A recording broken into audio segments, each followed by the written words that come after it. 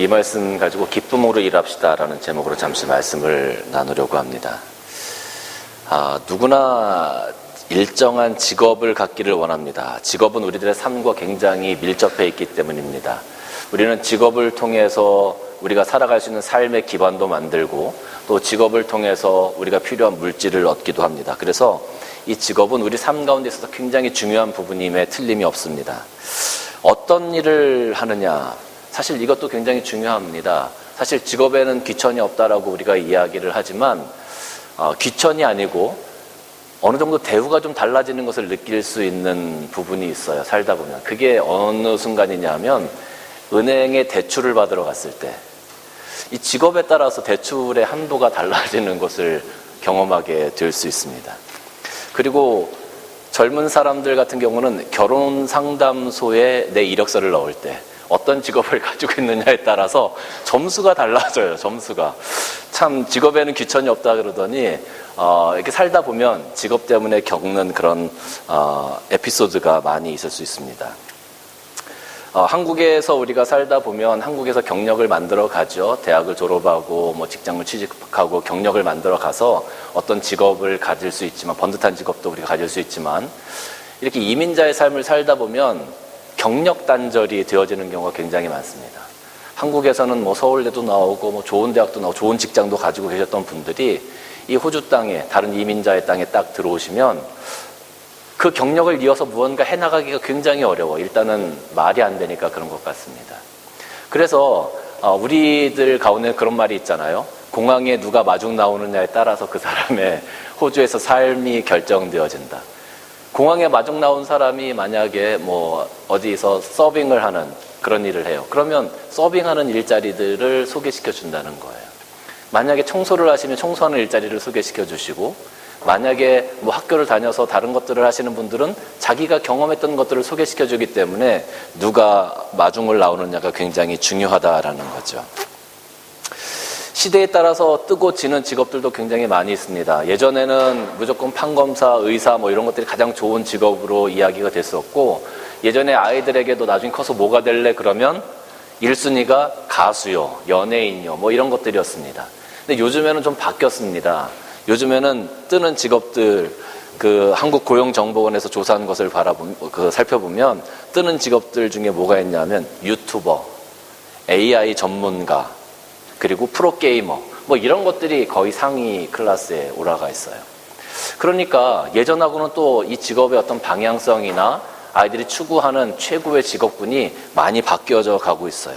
시대에 따라서 많은 것들이 바뀌어지기 때문에 우리가 어떤 직업을 어떻게 선택하느냐는 굉장히 힘들고 어려운 일이 될 수도 있습니다.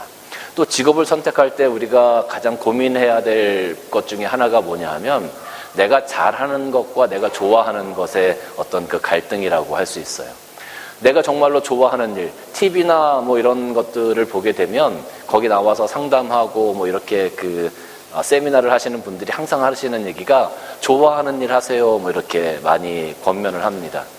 좋아하는 일을 다 하고 싶죠. 그런데 좋아하는 일을 한다고 했을 때 정말로 그것으로 내 삶을 책임질 수 있느냐는 또 다른 별개의 문제라고 생각이 들어요.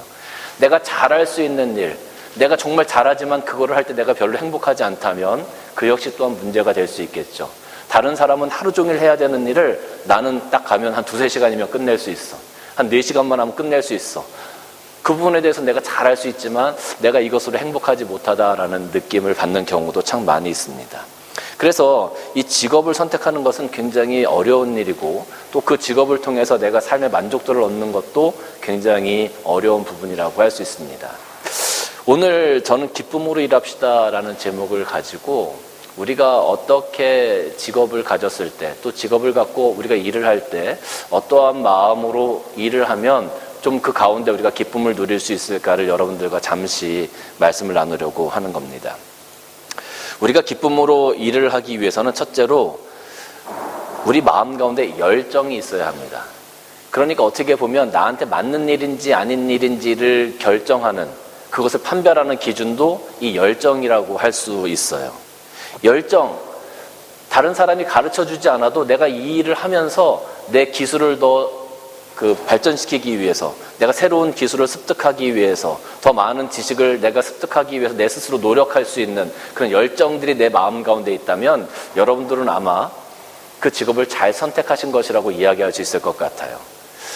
여러분들이 만약에 어떤 일을 하시는 데 있어서 열정이 없어, 하루에도 10번씩 내가 사표를 안에다 넣었다 뺐다 한다면 그것은 아마 여러분들에게 굉장히 힘든 일이 아닐까 싶습니다. 우리가 어떤 일을 할 때 내가 기쁨으로 일하기 위해서는 그 일에 대한 열정이 있어야 돼요. 예전에 저희 집에 모든 택배는 제가 시켰었습니다. 아이들이 뭐 필요하다 그러면 제가 주문을 해주고 그럼 택배가 오고, 아내도 그렇고 그랬어요. 그런데 어느 날부턴가 제가 시키지 않은 택배가 막 오는 겁니다. 그 저한테 딸아이가 하나 있는데 이 아이가 어느 순간부터 유튜브나 영상을 만들거나 방송이나 뭐 이렇게 또 그 인터넷에 그림 그리거나 뭐 이런 것들, 컴퓨터로 그림 그리고 이런 것들에 대한 취미를 막 붙여가는 거예요. 그러더니 어느 날부터 택배가 하나씩 오기 시작하더니 어느 날 방에 들어가면 마이크가 하나 달려있고, 어느 날 방에 들어가면 컴퓨터 화면이 바뀌어져 있고, 뭐 이딴만한 화면이 들어가 있고, 또 어느 날 방에 들어가면 그림 그리는 패드가 하나 와 있고 그렇더라고요. 누가 가르쳐주지 않고 누가 이야기하지 않았는데 자기가 그 부분에 대한 열정이 생기고 그 부분이 좋아지다 보니까 그 부분에 투자하는 것을 아끼지 않아요. 어떻게 보면 뭐 옷을 사거나 신발을 사는 것보다는 요즘에는 카메라를 사고 컴퓨터에 대한 것들을 사고 이런 것들에 대해서 훨씬 더 많이 투자를 하는 것 같더라고요. 그 부분에 대한 열정이 자꾸 생겨지게 되는 겁니다. 그러면서 나중에는 자기가 그런 쪽으로 한번 일을 해보고 싶다고 이런 이야기도 하고 그래요. 뭐 저는 나쁘지 않다라고 생각합니다. 지금 아무도 가르쳐주지 않고 혼자 열심히 독학을 하고 컴퓨터를 보고 배우면서 자기가 기술을 하나하나 습득해가고 이런 열정이 있다면 그런 쪽으로 앞으로 일을 해나가도 나쁘지 않겠다라는 생각이 드는 거예요. 그런데 만약에 누가 하라고 해도 정말로 내가 그것을 너무 하기 싫고 그것을 하면서 내가 기쁘지 않고 행복하지 않다면 우리가 그 일을 해나갈 수 있겠습니까? 없습니다. 그러니까 일을 하기 위해서는, 어떤 직업을 잘 선택하기 위해서는 내 마음 가운데 그것에 대한 열정이 있어야 된다는 거예요. 열정. 그 열정이 있느냐 없느냐에 따라서 어떻게 보면 우리가 직업을 잘 선택했느냐 못했느냐가 결정된다라고 할 수 있죠. 물론 여러 가지 조건들이 있을 수 있습니다. 뭐 돈을 많이 번다든지, 뭐 그 위에 다른 사람들이 좋다든지, 뭐 직업 환경이 좋다든지 여러 가지 조건들이 될 수 있지만 그 중에 중요한 것 중에 하나가 바로 이 열정적인 마음이다라는 겁니다. 여러분이 지금 하시고 있는 일들을 생각해 보시면서 누가 가르쳐주지 않아도, 요구하지 않아도 내가 조금 더 나은 기술을 습득하기 위해서 내가 연구하고 내가 투자하고 내가 그 부분에 대해서 이걸 어떻게 하면 조금 더 잘할 수 있을까 고민하는 그런 열정들이 여러분들 마음 가운데 있다면 여러분들은 지금 그 직업을 잘 선택하셨고 잘 해나가시는 것이라고 할 수 있을 것 같아요. 사도 바울이 소아시아를 여행했습니다. 복음을 들고 소아시아를 여행했는데 한두 번 여행한 게 아니고 3번이나 여행했어요. 그래서 3차 전도 여행까지 그 소아시아를 걸어 다니면서 배 타고 그 험난한 길들을 정말로 고생하면서 남한테 욕도 먹고 매도 맞고 감옥에도 들어가고 하면서도 그 일을 포기하지 않았어요. 왜 그랬을까요? 그 마음 가운데는 복음을 향한 열정이 있었기 때문에 그런 겁니다. 하나님 나라를 향한 열정이 그 마음 가운데 있었기 때문에 아무리 힘들어도 고난과 핍박이 온다 할지라도, 내가 감옥에 간다 할지라도 그것을 이겨낼 수 있는 그 마음이 사도 바울 마음 가운데 있었다라는 겁니다. 빌립보서 3장 12절과 14절 말씀 보면 이렇게 기록되어져 있어요. 내가 이미 얻었다 함도 아니요 온전히 이루었다 함도 아니라 오직 내가 그리스도 예수께 잡힌 바 된 그것을 잡으려고 달려간다. 형제들아, 나는 아직 내가 잡은 줄로 여기지 않고 오직 한 일을, 즉 뒤에 있는 것을 잊어버리고 앞에 있는 것을 잡으려고 표대를 향하여 그리스도 예수 안에서 하나님이 위에서 부르신 그 부르심의 상을 위하여 달려간다. 지금까지 바울이 많은 것들을 해왔습니다. 많은 것들을 이루었습니다. 그런데 내가 이룬 것, 내가 지금까지 손에 쥔 것, 내가 성취한 것들, 그것으로 만족하지 않고 내가 오늘도 하나님께서 세우신 저 표대를 향하여 달려나간다. 이게 바울 마음 가운데 쓴 열정이에요. 우리가 어떤 일을 할 때 이런 열정이 내 마음 가운데 있어서 내가 오늘도 저 표대를 향하여 달려나간다. 저 목표를 향하여 달려나간다. 내가 그 길을 가는 동안 하나하나 이루어간 그 목표들, 하나하나 이루어간 그 업적들, 그것으로 만족하는 것이 아니라 오늘 더 나은 모습을 향하여 오늘도 열심히 달려갈 수 있는 그 열정, 그것이 우리 마음 가운데 있다면, 그것이 여러분들 일 가운데 있다면, 직업 가운데 있다면 여러분들 지금 잘하고 계시는 겁니다. 근데 그게 없어. 그러면 한 번쯤은 생각해 봐야 될 것 같아요. 여러분들 마음 가운데 열정이 있어서 정말로 무엇을 하시든지 간에 기쁨으로 그 모든 것들을 이루어 가시기를 바랍니다. 두 번째는, 기쁨으로 일을 하려면 우리가 꼭 기억해야 하는 한 가지가 있습니다. 그것이 뭐냐 하면 소명의식입니다. 소명의식. 여러분, 이 소명이라는 한자어를 보면은요, 부를 소의 목숨 명자예요. 그러니까 무슨 말이냐면 목숨을 부른다라는 거죠. 목숨을 부른다. 목숨을 불러. 이게 무슨 의미입니까? 내 전 인생을 부르는 거예요. 내가 생명이 끊어지면 나는 아무것도 아닌 거죠. 목숨을 부른다는 것은 나의 모든 것을 부른다는 거예요. 다시 말해서 소명의식이 있다는 것은 내 모든 것들을 걸어야 된다는 겁니다.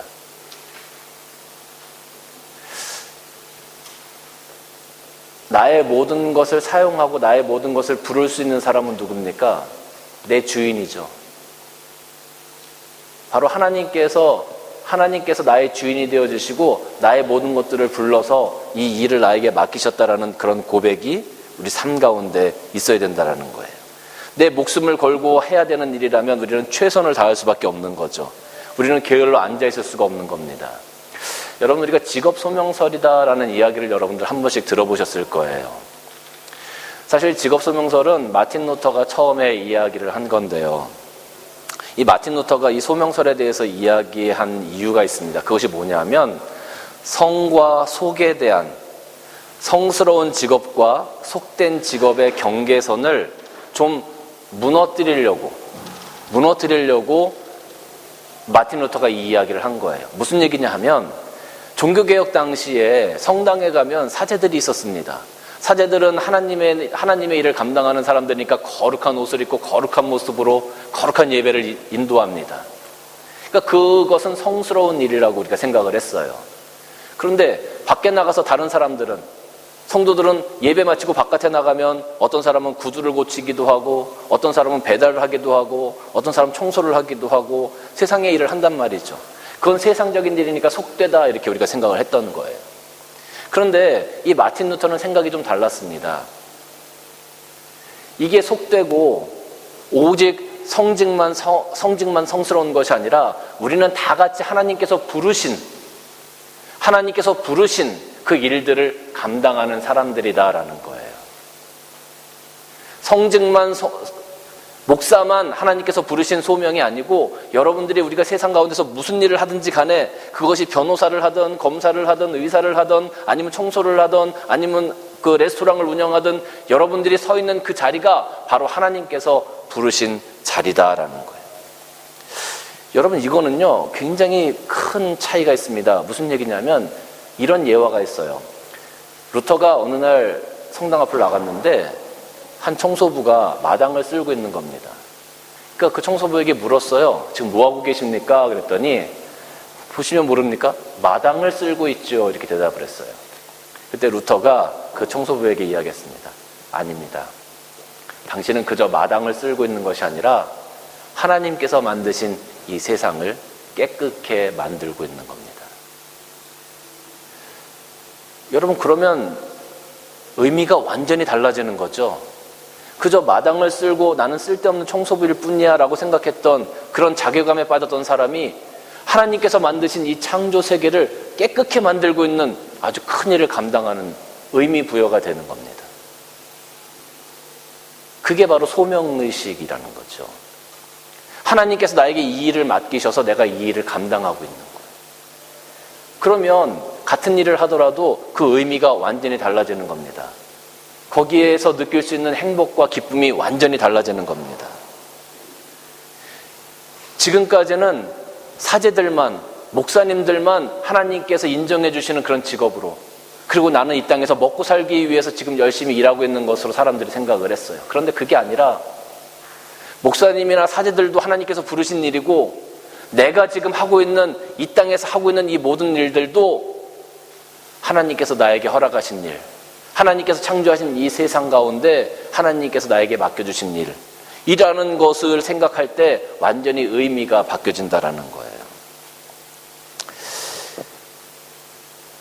루터가 이 직업소명서를 이야기할 때 함께 얘기했던 것이 바로 만인제사장설입니다. 우리 기독교는 만인제사장설을 이야기해요. 만인제사장설이 뭐냐 하면 사제만 하나님 앞에 제사장으로 서는 것이 아니라 우리 모든 성도들이, 예수 그리스도를 구주로 고백하는 모든 성도들이 함께 하나님 앞에 함께 모든 사람들의 제사장처럼 설 수 있다는 것이 만인제사장설이에요. 그때 인용한 구절이 베드로전서 2장 9절 말씀인데, 여기 보면 너희는 택하신 족속이요 왕같은 제사장들이요 거룩한 나라요 그의 소유가 된 백성이니 이는 너희를 어두운 데서 불러내어, 어두운 데는 뭡니까? 죄 가운데서 불러내어서 이제 그의 기이한 빛에 들어가게 하신, 예수 그리스도의 그 복음의 빛 가운데 들어가게 하신 이의 아름다운 덕을 선포하게 하십니다. 여러분들은 하나님과 관계없는 일을 하는 사람들이 아니라 하나님께서 택하신 족속이라는 거예요. 여러분 하나님께서 택하셨다는 거예요.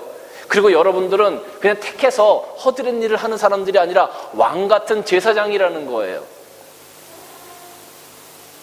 그 중세시대의 사람들이 그 사제를 보면서 아, 하나님의 종이구나 이렇게 생각했던 것처럼 여러분 스스로가 바로 하나님 앞에서 그런 존재라는 거예요. 하나님이 택하신 거룩한 나라요. 세상에 속한 나라가 아니라 하나님께 속한 나라라는 거예요.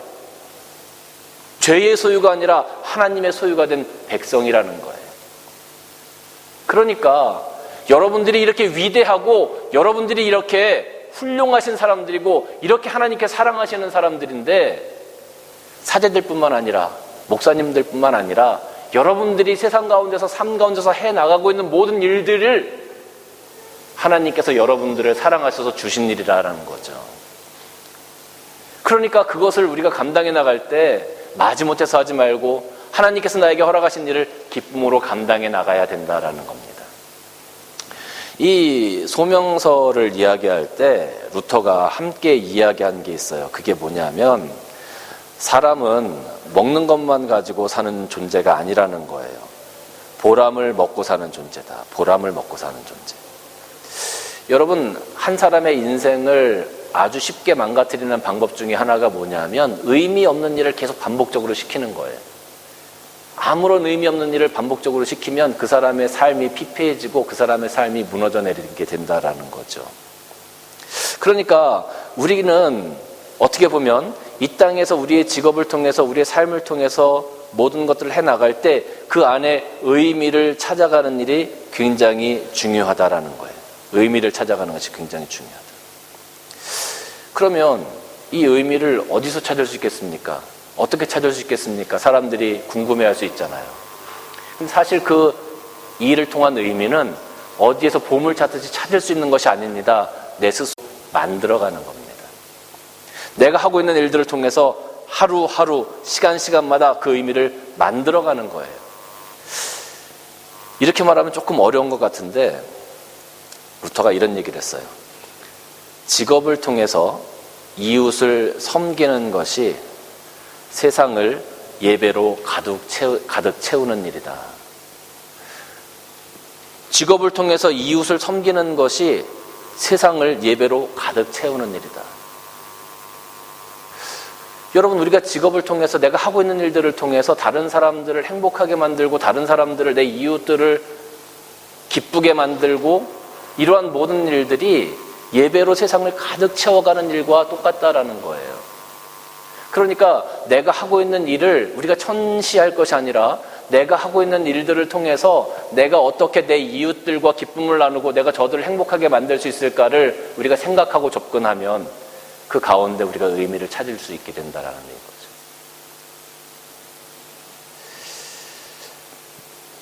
여러분, 지금 코로나 시대에 지금 가장 의미 있고 보람된 일을 하시는 분들이 있어요. 그분들이 누구냐면 저는 의료진들이라고 생각이 들어요.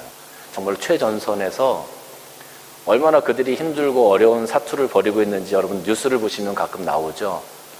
지금 이렇게 한국 같은 경우에는 지금 굉장히 추운 겨울 아닙니까? 날씨가 지금 굉장히 추워요. 눈도 많이 오고.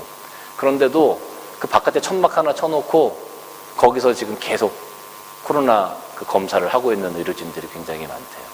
그러니까 그분들이 막 추워가지고 어쩔 줄을 모르는 거예요. 그런데도 그걸 감당하고 있는 거죠. 그분들의 그런 모습, 그분들의 그런 어떤 일들, 그분들의 그런 직업들이 오늘날 굉장히 의미 있는 일이라고 할 수 있죠. 그분들 때문에 많은 사람들이 생명을 구하고 많은 사람들이 치료를 받게 되어지고 그분들 때문에 많은 사람들이 안전하게 살아갈 수 있게 되어져요. 이것이 의미 있는 일 아니겠습니까? 평상시 때는 사실 그렇게 큰 의미를 못 느꼈지만 이런 상황이 되니까 그것이 굉장히 큰 의미로 다가오게 되어져요. 뭐 착한 임대인 이런 이야기도 있지 않습니까? 이웃들의 어려움을 함께 나누고자 하는, 나의 주머니를 털어서 손을 내밀어주고 그 사람들 어려우니까 그 사람 밥 한 끼 먹여주고 일으켜 세워주고 함께 서보자라고 제시하는 그런 사람들, 얼마나 큰 의미가 있는 겁니까? 여러분, 우리가 뭐 예를 들어서 식당을 운영해요. 그러면 돈을 벌기 위해서 음식을 만들지 마세요. 그건 정말 세상적인 일이잖아요. 이 음식을 먹는 사람들이 얼마나 행복해할 수 있을까, 기쁠 수 있을까를 생각하면서 우리가 음식을 만든다면 전혀 다른 어떤 삶의 패턴, 직업의 패턴이 될 거예요. 의미 있는 일들이 될 거예요. 아까 루터가 얘기한 것처럼 어떤 청소부가 그냥 마당을 쓰는 것이 아니라, 호주에서는 우리 청소하시는 분들 참 많으시죠. 가서 그냥 돈 벌어온다 이렇게 생각하지 말고 그렇게 깨끗하게 청소를 하고 나면 함께 하는 모든 사람들이, 그 집에 사는 사람들이 얼마나 행복할까, 얼마나 기뻐할까를 생각하면 전혀 다른 일이 될 수 있다는 거예요. 그 의미 부여를 해서 우리가 그런 소명의식을 가지면 그런 일들에 대해서 의미 부여가 되는 겁니다. 오늘도 하나님께서 나에게 주신 이 일을 내가 열심히 해야지, 내가 잘 감당해야지, 그 가운데서 우리가 기쁨이 있고 보람이 생기는 거예요. 그게 중요하다는 거죠. 그게. 여러분, 오늘 본문 말씀을 보면 하나님께서 자기 형상 곧 하나님의 형상대로 사람을 창조하시고 남자와 여자를 창조하셨어요. 그리고 28절 말씀 보면 하나님이 그들에게 복을 주시며 하나님이 그들에게 이르되 생육하고 번성하여 땅에 충만하라, 땅을 정복하라, 바다의 물고기와 하늘의 새와 땅이 움직이는 모든 생물을 다스려라. 하나님께서 이 땅을 창조하신 후에 인간을 창조하시고 그 인간에게 이 땅을 다스리고 생육하고 번성하고 땅에 충만하라, 모든 것들을 다스려라라는 큰 일을 주셨어요. 어떻게 보면 이건 하나님이 나는 손 뗄 테니까 너가 나 대신 모든 걸 다 해, 이것이 아니라 하나님과 함께 하나님이 창조하신 이 창조의 역사 가운데 우리 인간을 같이 불러서 집어 넣어주신 거예요.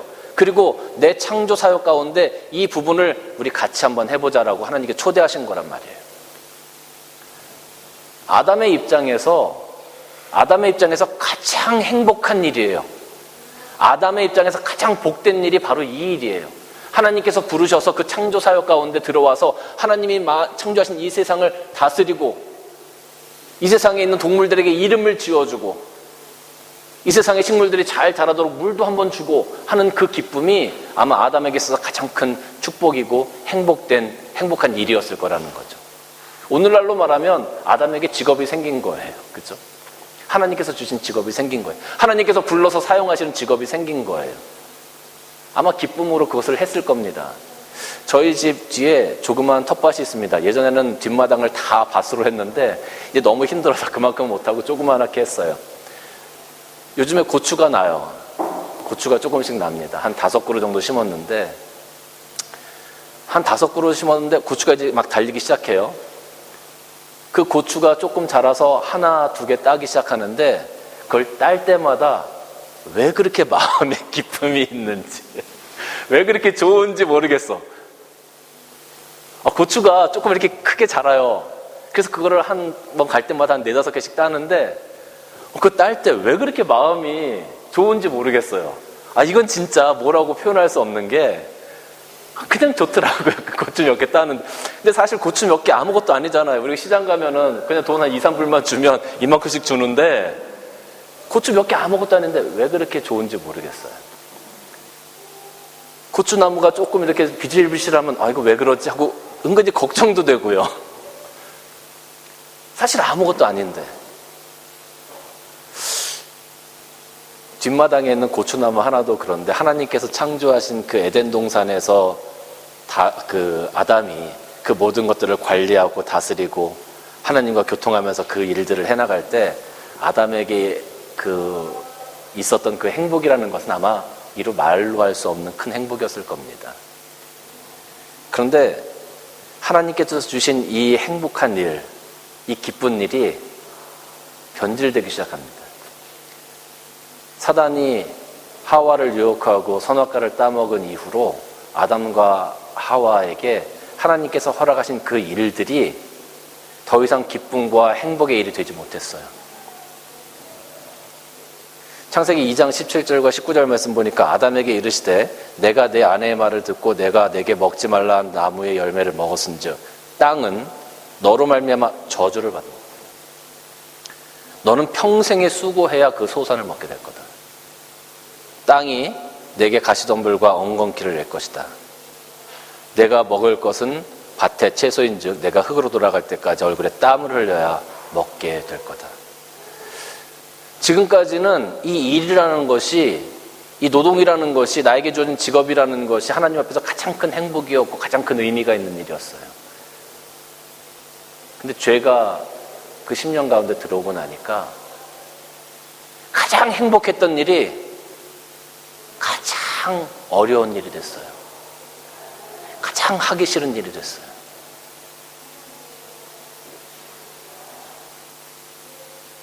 지금까지 가장 행복했던 일이 가장 저주받은 일이 되어져 버렸어요. 여러분, 이 상황에서 우리가 어떻게 기쁨으로 이것들을 감당할 수 있겠습니까? 우리가 어떻게 행복하게 이 일들을, 이 노동들을 감당할 수 있겠습니까? 그럴 수 없습니다.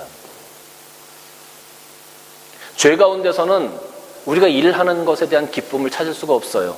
행복함을 찾을 수가 없어요.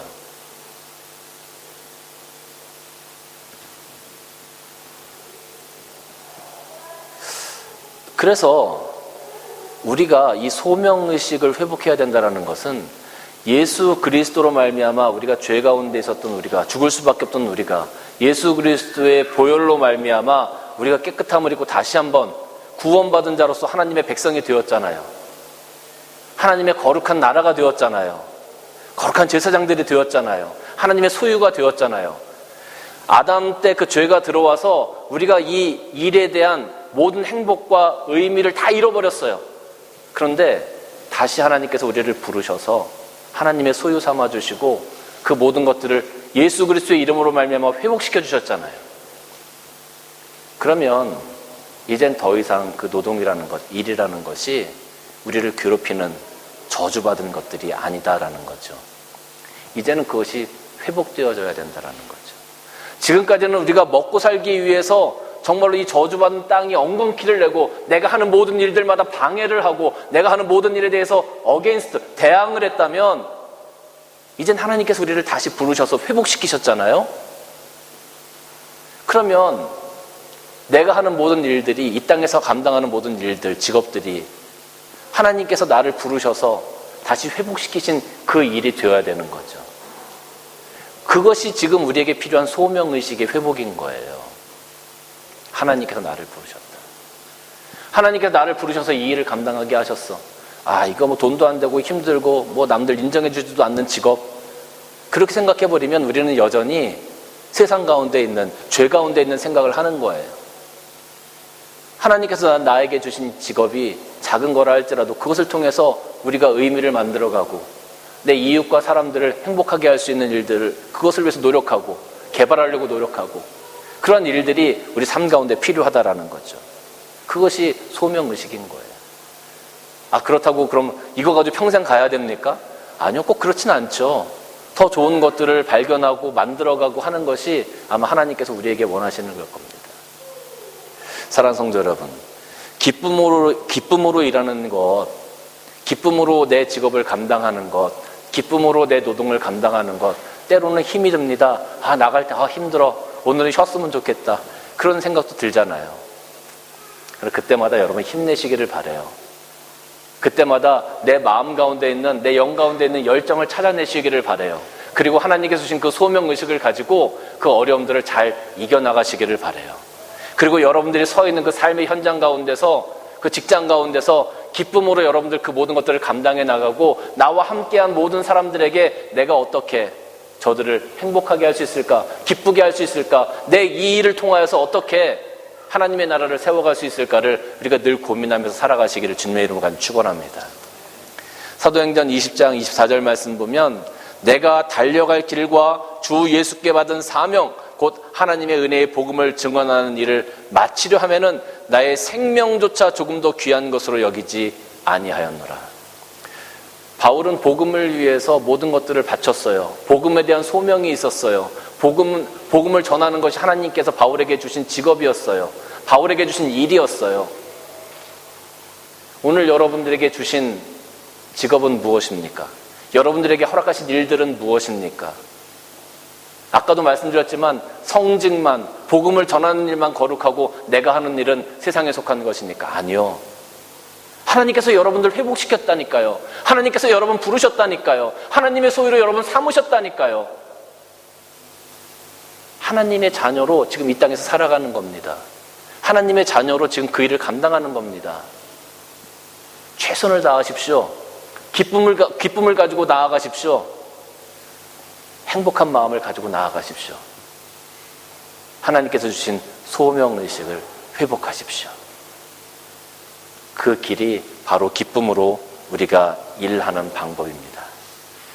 오늘 하나님께서 여러분 삶 가운데 이런 기쁜 마음 주시기를 주님의 이름으로 간절히 축원합니다. 기도하겠습니다. 주님 감사합니다. 우리에게 이 땅에서 감당해야 될 일들이 참 많이 있습니다. 그것이 내 육신을 위한 일, 또 교회를 위한 일, 여러 가지 일을 위한 일들일 수 있지만 하나님께서 우리를 이제 회복시키셨습니다. 다시 부르셨습니다. 하나님의 소유 삼아주셨습니다. 오늘 내가 서 있는 그곳에서 하나님의 자녀로 살아가게 하시고, 하나님의 자녀가 누려야 하는 행복을 누리게 하시고, 하나님의 자녀가 느껴야 할 기쁨을 느끼며 오늘 나에게 허락된 일들을 잘 감당해 나갈 수 있는, 또 내가 이 모든 것들을 잘 감당함으로 말미암아 나와 함께한 모든 이웃들과 형제들이 하나님을 찬양할 수 있는 기쁨이 넘쳐날 수 있도록 축복하여 주옵소서. 예수님의 이름으로 기도드리옵나이다. 아멘.